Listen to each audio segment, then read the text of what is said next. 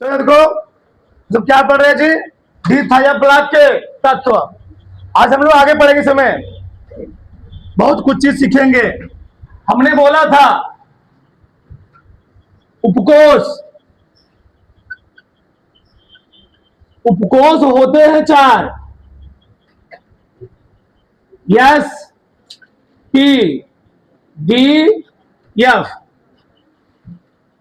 उपकोष में जो कक्षकों की संख्या होती है, कक्षकों की संख्या होती है, इसमें एक कक्षक, पी में 3, डी में 5, एफ में 7। हर कक्षक में जो इलेक्ट्रॉन होते हैं कक्षकों की संख्या के दुगुने होते हैं।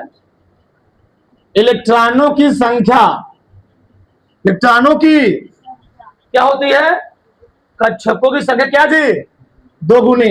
यानी 1 दुक्के 2, 3 दूनी, 5 दूनी 7 दूनी।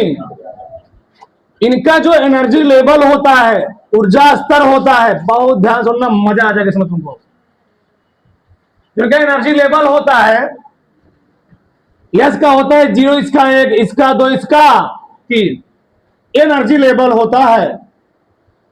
अब तुमको मैं थोड़ा कक्षा 11 में चलता हूं।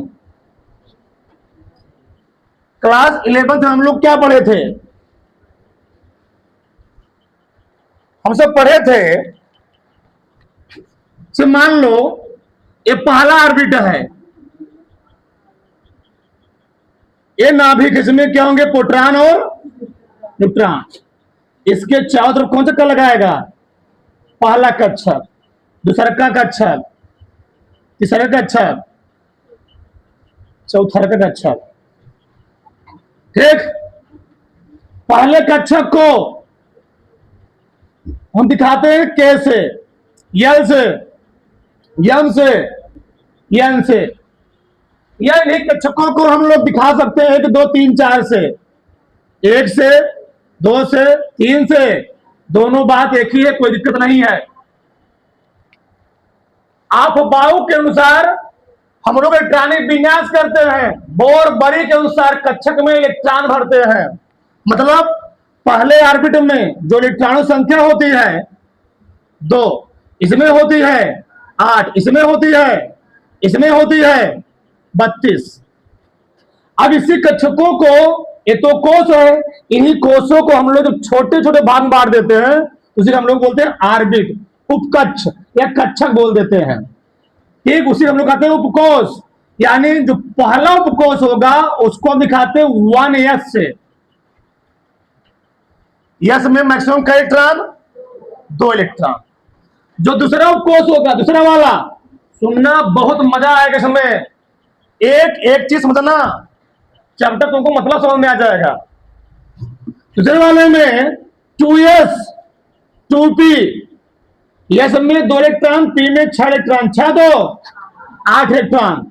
तो तीसरा वाला बात होगा तो 3s 3p 3d, 10 10 6 16, 16 2 18। तो चौथा वाला बात करोगे 4s 4p 4d 4f, 14 14 10 24 24 6 30 और 30 2 32 इलेक्ट्रॉन भरा गया है। ये होता है इलेक्ट्रॉनों भरने का क्रम। अब जैसे मान लो, अब तुमको हम बहुत कुछ चीजें बताते हैं, इसमें मेन चीज क्या है, लॉजिक चीज क्या है इसमें।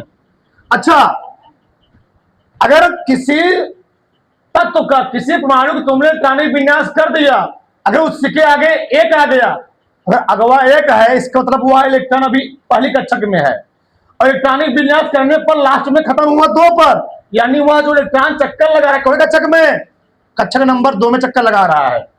अगर उसका इलेक्ट्रॉनिक विन्यास करने पर कहां खत्म हो गया, संख्या 3 पर, यानी इलेक्ट्रॉन किस कक्षक में है, यानी इलेक्ट्रॉन तीसरे कक्षक में, तीसरे कोष में चक्कर लगा रहा है, तीसरे कोष में चक्कर लगा रहा है। अगर वही 4 पर समाप्त हुआ, इलेक्ट्रॉन कौन कोष में चक्कर लगा रहा है, चौथे कोष में चक्कर लगा रहा है। अब मान लो वह इलेक्ट्रॉन, मान लो अगर पहले कक्षक में है तो पहले कक्षक में एक ही कोष है, अगर पहले कोष में, तो पहले कोष में एक युग कोष है, यानी अगर पहले कक्षक में इलेक्ट्रॉन होगा तो यह उपकोष उसके लगाएगा। अगर इलेक्ट्रॉन दूसरे कक्षक में होगा, अगर इलेक्ट्रॉन दूसरे कोष में होगा तो दूसरे कोष में इलेक्ट्रॉन होते हुए हो सकता है इसमें चक्कर लगाए, हो सकता है इसमें चक्कर लगाए, पी में घूमे या पी में हो। अगर तीसरे में इलेक्ट्रॉन होगा हो सकता है इसमें इलेक्ट्रॉन हो सकता है किसमें, डी, पी में, हो सकता है इसमें हो, डी में। अगर चौथे कोष में है हो सकता है किसमें हो, एस में या पी में या डी में या तो एफ में। अच्छा, अब मैं तुमको बताता हूं इधर, कुछ तत्व ऐसे होते हैं, जैसे मान लो एकदम आंख कान नाक बढ़िया तान उड़ लो, बढ़िया बैठ जाओ, सुनो ध्यान से इधर एक अच्छी है। क्रोमियम, क्रोमियम का परमाणु क्रमांक होता है 24। इसका जो हम लोग आपदाओं के अनुसार बताया, तुमको ट्रिक बताया था मैंने, किसी तत्व का इलेक्ट्रॉनिक विन्यास करो तो yes yes P yes P double बारी, फिर डीपी डीपी डबल बारी, फिर F D P F D P, कभी नहीं गलत होगा। चाहे 118 करना सबका डालोगे, 118 तक का ट्राई विन्यास करो सबका डालोगे, कोई दिक्कत नहीं है, कोई गलत नहीं होगा, कोई नहीं कर सकता। जो काटो महामूर्ख पैदा हो गया फिर।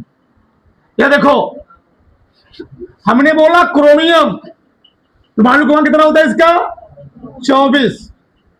इसका इलेक्ट्रॉनिक विन्यास करोगे 1s2, फिर किसमें जाएगा, एस में ही जाएगा, 2s2, फिर किसमें जाएगा, पी में, 2p6, फिर 3s2, फिर क्या जी 3p6, फिर किसमें 4s2, फिर किसमें 3d4। काउंट करो, 24 हो गए, 2 2 6 4 10 2 12 6 18 2 20 4। ये इलेक्ट्रॉनिक विन्यास आप बाउ के अनुसार है, आप बाउ के अकॉर्डिंग तो सही है, आप बाउ के अनुसार सही है, परंतु हुंड के अनुसार सही नहीं है, परंतु हुंड के अनुसार सही नहीं है। जब इसका हम सही से इलेक्ट्रॉनिक विन्यास करेंगे तो बहुत ध्यान से सुनना, अगर डी उपकोष में, अगर डी कक्षक में 4 इलेक्ट्रॉन आ गए या डी उपकोष में 9 इलेक्ट्रॉन आ गए, वह कक्षक स्टेबल नहीं माना जाता है, वह कक्षक स्थायी नहीं माना जाता है। तो वह अपने कक्षक में 4 और 9 इलेक्ट्रॉन, इनसे अगर किसी भी डी उपकोष में 4 या 9 इलेक्ट्रॉन आ गए तो वह कक्षक स्टेबल नहीं होता है, वह कक्षक स्थायी नहीं होता है। वह अपने कक्षक में या तो 5 इलेक्ट्रॉन करेगा, तो कितना करेगा 10 इलेक्ट्रॉन। अब जब 5 इलेक्ट्रॉन 10 इलेक्ट्रॉन हो जाएंगे तो वह कक्षक क्या हो जाएगा, स्टेबल। क्या जी स्टेबल, यानी अपने माइंड बैठा लो, पूरे आवर सारणी में अगर डी उपकोष में, अगर डी उपकोष के बाहरी कक्षक में 4 इलेक्ट्रॉन आ गए या 9 इलेक्ट्रॉन आ गए, तो 4 इलेक्ट्रॉन 9 इलेक्ट्रॉन होने पर वह डी उपकोष स्टेबल नहीं होगा, क्या होगा, अस्थायी नहीं होगा। वह स्टेबल बनने के लिए अपने कक्षक कितने इलेक्ट्रॉन करेगा, 5 या 10 इलेक्ट्रॉन। जिसका हम लोग सही इलेक्ट्रॉनिक विन्यास करेंगे तो होगा क्या, पहले इसको हम सही अरेंजमेंट कर लेते हैं। जब तुम सही अरेंजमेंट करोगे तो 1s2 2s2 2p6 3s 3p6। अब होता क्या है, अभी ये स्टेबल नहीं है, अभी ये अस्थायी है। अब ये स्थायित्व को प्राप्त करने के लिए कब, ऐसा कब होगा, ऐसा तब होगा जब डी में कितने इलेक्ट्रॉन आएंगे, 4 या 9। तो क्या करेगा, यस से इलेक्ट्रॉन कहां चला जाएगा, डी में, किसमें जी, डी में। जब यस से इलेक्ट्रॉन डी में जगह, इसमें क्या इलेक्ट्रॉन बचेगा, 1, और यहां कितना होगा 3d5। ये हुआ, ये तो आपदाओं के अनुसार सही था, लेकिन ये आपदाओं के अनुसार क्या है, गलत है। लेकिन सबसे सही यही है, यानी क्रोमियम का इलेक्ट्रॉनिक विन्यास कितना होगा, ए वाला सही है, ई वाला क्या है, ए वाला गलत है। आपदाओं के अनुसार क्या है, सही, तो सही है माना जाएगा। क्यों, इसके बाहरी कक्षक में डी को कितने इलेक्ट्रॉन आ गए, 5 इलेक्ट्रॉन है। अब 5 इलेक्ट्रॉन आ गए, ये क्या हो गया, अब स्टेबल, क्या जी स्थायी हो गया। अगर स्थायी हो गया, क्या हो गया है, स्थायी। उसी प्रकार से जैसे मान लो कापर जिंक, कापर होता है, कापर का पौन कितना होता है 29। इलेक्ट्रॉनिक विन्यास करोगे 1s2 2s2 2p6 3s2 3p6 4s2 3 3d9। बताओ आप अफवाहों के अनुसार तो सही है, आप अफवाहों के अनुसार क्या है, सही है कि एक्चुअल में इसका इलेक्ट्रॉनिक विन्यास क्या है। क्यों गलत क्यों हुआ? तो जो तत्व डी ब्लॉक में इंटर किया इलेक्ट्रॉन, जो 9वां इलेक्ट्रॉन डी ब्लॉक में इंटर किया है, उसकी वजह से यह पूरा तत्व क्या हो गया, अनस्टेबल हो गया, स्थायी क्या थी, अनस्टेबल माने अस्थायी हो गया। तो स्थायित्व को प्राप्त करने के लिए यह अपने कक्षम का इलेक्ट्रॉन करेगा, 10 इलेक्ट्रॉन करेगा। मतलब 10 इलेक्ट्रॉन कहां जाएगा, यस इलेक्ट्रॉन को कहां जाएगा जी, डी में जाएगा। यानी जो इसका सही इलेक्ट्रॉनिक विन्यास होगा 1s2 2s2 2p6 3s2 3p फिर 4s 3d10। अभी क्या हो गया, इसका इलेक्ट्रॉनिक विन्यास भी सही हो गया और क्या हो गया है, स्थायी भी हो गया, स्थायी भी हो गया। यानी अपने माइंड में बैठा लो, अगर कोनो भी तत्व का इलेक्ट्रॉनिक विन्यास किए, उसका इलेक्ट्रॉन डी ब्लॉक में इंटर किया, अगर डी ब्लॉक में इंटर करने पर डी में 4 या 9 इलेक्ट्रॉन आ रहे हैं, उसका इलेक्ट्रॉनिक विन्यास क्या होगा, आपको सर गलत बना जाएगा, गलत तुम कर दोगे। उसे क्या करोगे समय, हाँ उसे क्या बनाओगे, अगर डी में 4 उसमें कितना बनाओगे 5, अगर डी में 9 कितना बनाओगे, तो क्या हो जाएगा, वो स्थायी हो जाएगी। तो मान लो हमने क्या बोला, एकदम सरल तरीका है। तो मान लो आवर्त सारणी के वर्ग नंबर 11 में, वर्ग नंबर 11 में जितने भी तत्व आएंगे सभी के बाहरी कक्षम का इलेक्ट्रॉन आएंगे, 9 इलेक्ट्रॉन आएंगे। तो कितना करना होगा, आवर्त सारणी के वर्ग नंबर कोने में जी, वर्ग नंबर 6 में, वर्ग नंबर 6 में जितने इलेक्ट्रॉन आएंगे उनके बाहरी कक्षम कितने इलेक्ट्रॉन आएंगे, कितने इलेक्ट्रॉन आएंगे, उनके द्वीप कोश में 4 इलेक्ट्रॉन आएंगे। और तू करना कितना बताओ, यानी छठवें वर्ग में आएंगे 4, करना कितना होगा, और 11वें वर्ग में आएंगे कितना 9, करना कितना होगा 10। चल मैं और दिखा देता हूं। मान लो कापर, फिर क्या है, ये सिल्वर है 47, कितना जी, सिल्वर है 47, कभी नहीं गलत होगा 47। इसका इलेक्ट्रॉनिक विन्यास करोगे 1s2 2s 2p 3s 3p 4s 3d10 3d10, ठीक, yes yes yes ps ps फिर यहाँ dps, फिर जी क्या 4p6, फिर क्या बताओ 5s2 फिर 4d9, गिन लो 47 हो गया, 2 2 6 4 10 2 12 6 18 2 20 10 30 30 6 36 36 2 38 9 47 38 9 47 9 और 47, सही है। यहां तक किसी को डाउट, बताओ क्या सही है, अफवाहों के अनुसार तो सही है, लेकिन एक्चुअल में क्या है गलत। तो सही कैसे बनेगा बताओ, 1s2 2s2 2p6 3s2 3p6 4s2 3d10 4p 5s 1, क्या जी, हाँ हाँ ध्यान रखो, हम जान रहे हैं 5s1 4d।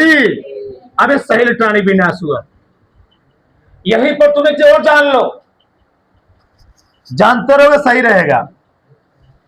क्रोमियम किसके करीब में, क्रोमियम किसके करीब में, किस अक्रिय गैस करीब में है, तो क्रोमियम जो है आर्गन अक्रिय गैस करीब में है।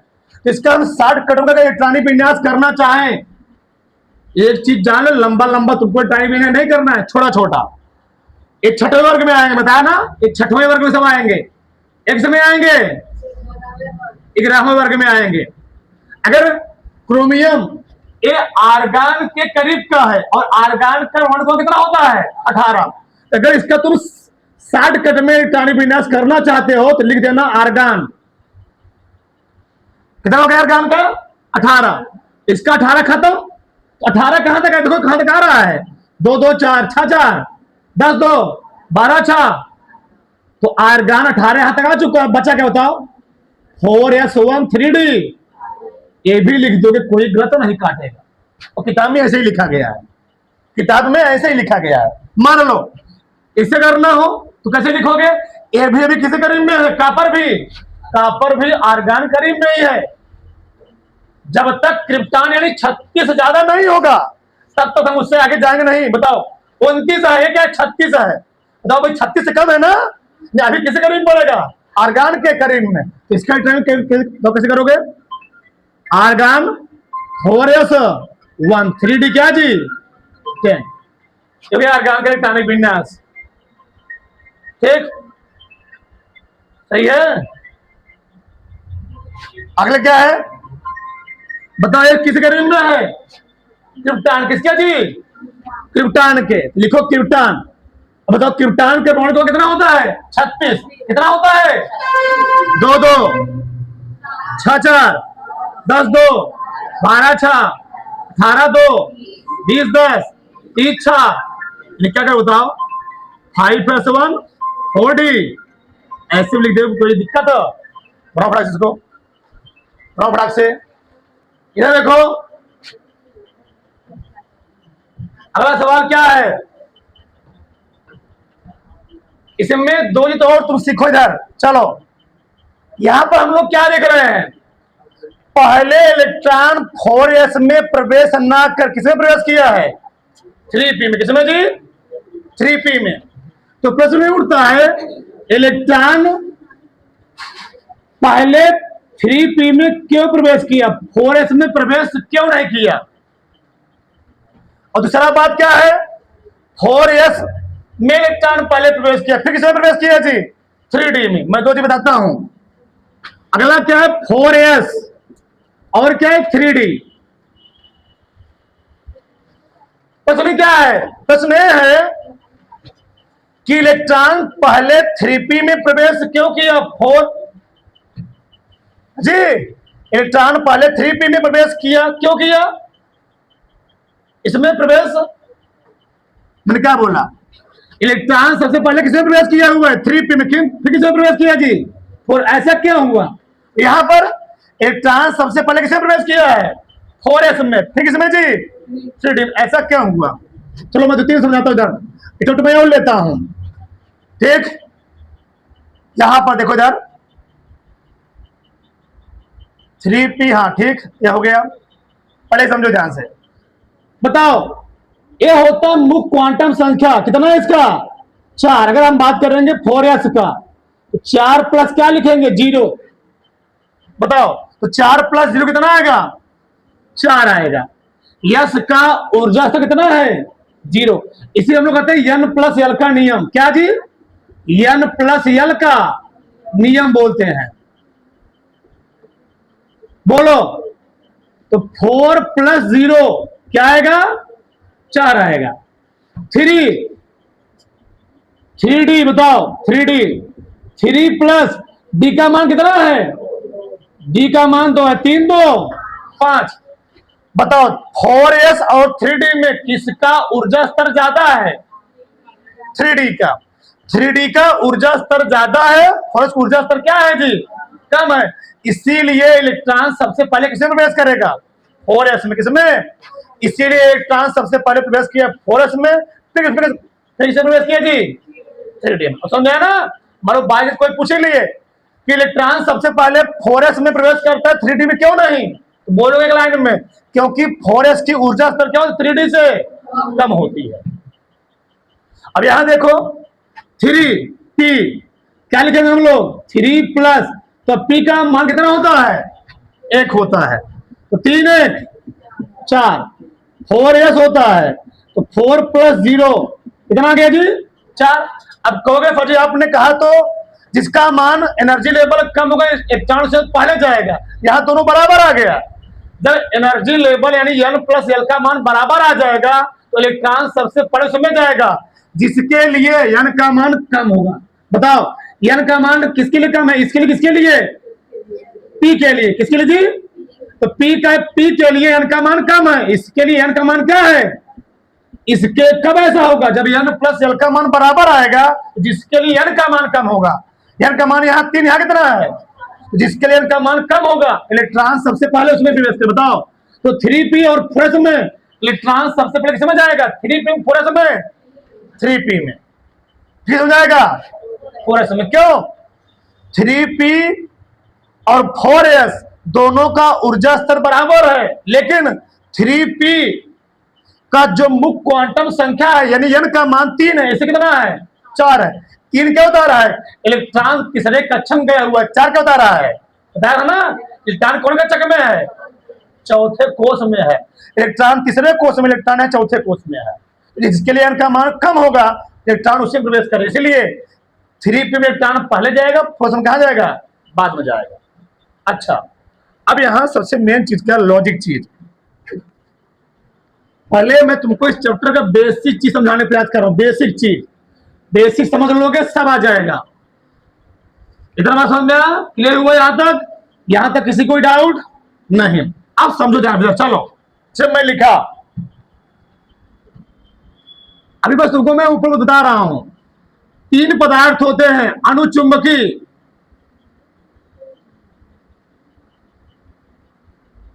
प्रतिचुंबकी, अणुचुंबकी, प्रतिचुंबकी और क्या जी, लौह चुंबकी। अणुचुंबकी पदार्थ, प्रतिचुंबकी पदार्थ, लौह चुंबकी पदार्थ। चलो, अगर किसी परमाणु, अगर बात हो ड्यूब कोष की, हम पढ़ क्या रहे ड्यूब कोष, अगर ड्यूब कोष में डी ऑर्बिटल में अगर अंतिम में 1 या 2 आयुग्मित इलेक्ट्रॉन, कितने जी, अगर 1 या 2 आयुग्मित इलेक्ट्रॉन हो गए तो कौन सा गुण दिखाएगा, अणुचुंबकीय गुण। अगर बाहरी कक्षक में पूरे इलेक्ट्रॉन भर गए, 10 इलेक्ट्रॉन, कितने जी, मतलब कोई अयुग्मित इलेक्ट्रॉन नहीं है, 0 अयुग्मित इलेक्ट्रॉन, पूरा कक्षक भरा हुआ है, तो उसको हम लोग क्या बोलेंगे, प्रतिचुंबकीय। क्या बोलेंगे, वही अगर ड्यूब कोष में 3 या 4 अयुग्मित इलेक्ट्रॉन है, कितने, 3 या 4 अयुग्मित इलेक्ट्रॉन है, तो उसको हम लोग क्या बोलेंगे, लौह चुंबकीय। क्या बोलेंगे, जब मैं लिखा Fe3 प्लस कापर प्लस, बना रहा हूं, ध्यान रखना, ठीक। चलो, मैग्नीज 2 प्लस, चेक करते हैं उधर। चलो, जब Fe3 प्लस निकालोगे तो पहले हम लोग किसका इलेक्ट्रॉनिक विन्यास करेंगे, Fe का। किसका जी, Fe का। एकदम ध्यान सुनना, बताओ जब Fe का इलेक्ट्रॉनिक विन्यास करोगे तो आर्गन से ज्यादा है ना, मैं शॉर्टकट कर रहा हूं, शॉर्टकट में क्या लिखोगे, आर्गन 18 हो गया, 18 मतलब किसमें बताओ, 3s2 नहीं समझ पाएगा का, 1s2 2s2 2p 6, 3s2 3p 6, 4s 3d 6, सही है, 2 2 4 6 4 10 2 12 6 18 2 20 6 26। अब इसको सही से लिखो, पहले सही से, सही से मतलब क्या है, 1s2 2s2 2p6, 1 वाला अलग, 2 वाला अलग, 3 वाला अलग और 4 वाला अलग। इस पर क्या लगा हुआ है, 3 प्लस, प्लस मतलब उतना इलेक्ट्रॉन उसके बाहरी कक्षा से क्या हो गए, निकल गए। अभी एक 26 का इलेक्ट्रॉनिक विन्यास है, 26 का, लेकिन क्या करना किसका है, 26 में कितने इलेक्ट्रॉन निकल गए हैं, यानी 23 का इलेक्ट्रॉनिक विन्यास करना है। तो 3 इलेक्ट्रॉन निकालोगे तो 2 इलेक्ट्रॉन कहां निकलेंगे, एस से, और 1 इलेक्ट्रॉन कहां निकलेगा, डी से। बताओ तब नया यानी Fe3+ का इलेक्ट्रॉनिक विन्यास क्या होगा, बोलो। 1s2 2s2 2p 3s 3p 3d नहीं 3d5। क्लियर हुआ यहां तक? बताओ तो डी में क्या इलेक्ट्रॉन है जी? डी में है 5 इलेक्ट्रॉन। डी में कितने कक्षक होते हैं? डी में कितने कक्षक? 5 कक्षक। हुंड के नियमानुसार पहले हम लोग सभी कक्षकों में एक इलेक्ट्रॉन भरते हैं। एक एक एक एक एक। बताओ कितने अयुग्मित है? अयुग्मित मतलब सिंगल। कितने सिंगल है जी? 5। इसमें 5 अयुग्मित इलेक्ट्रॉन है। कितने अयुग्मित? 5 अयुग्मित इलेक्ट्रॉन। बताओ जब 5 अयुग्मित हो गया, चाहे 3 हो चाहे 4, 4 5 लिखो यहां पर सही रहेगा। यहां पर 4 या 5, तो उसको हम लोग क्या बोल देंगे? लौह चुंबक। तो कौन हुआ था? ये है लौह चुंबक यानी Fe3+ क्या है जी?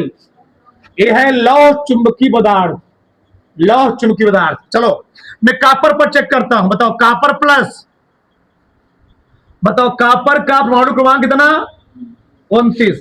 अभी मैंने इलेक्ट्रॉनिक विन्यास किया था 1s2 2s2 2p 6 3s2 3p 6 4s1 और 3d 10। ये किया था ना? भी सही वाला ही वाला है। Copper plus 2 2 4 6 4 10 2 12 12 6 18 18 1 19 19 10 29। कॉपर 29। सच लिखो इसको। 1s2 2s2 2p 6 3s2 3p 6 फिर क्या जी? 3d 10 फिर 4s1। किसका इलेक्ट्रॉनिक विन्यास करना हमको? Copper plus. कितने इलेक्ट्रॉन निकलेंगे? एक इलेक्ट्रॉन निकल जाएंगे। बताओ जब कॉपर प्लस इलेक्ट्रॉनिक विन्यास करोगे, बताओ क्या होगा तब? 1s2 2s2 2p6 3s2 3p 3d। Electron निकल खत्म हो गया है, खत्म, जीरो आ गया यहां पर। बताओ डी में कितने इलेक्ट्रॉन हैं? डी में 10 इलेक्ट्रॉन। बनाओ कितने कक्षक? 5 कक्षक। पहले एक इलेक्ट्रॉन भरोगे, पहले से कक्षक को एक एक इलेक्ट्रॉन। बताओ तीन गया जी?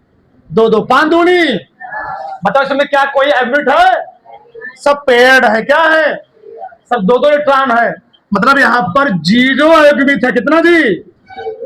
0 अयुग्मित इलेक्ट्रॉन। जब 0 हो गया तो कौन सा पदार्थ हो गए? ये हो गया प्रति चुंबकीय पदार्थ। प्रति। बताओ यहां तक क्लियर हुआ? यहां तक किसी कोई डाउट नहीं?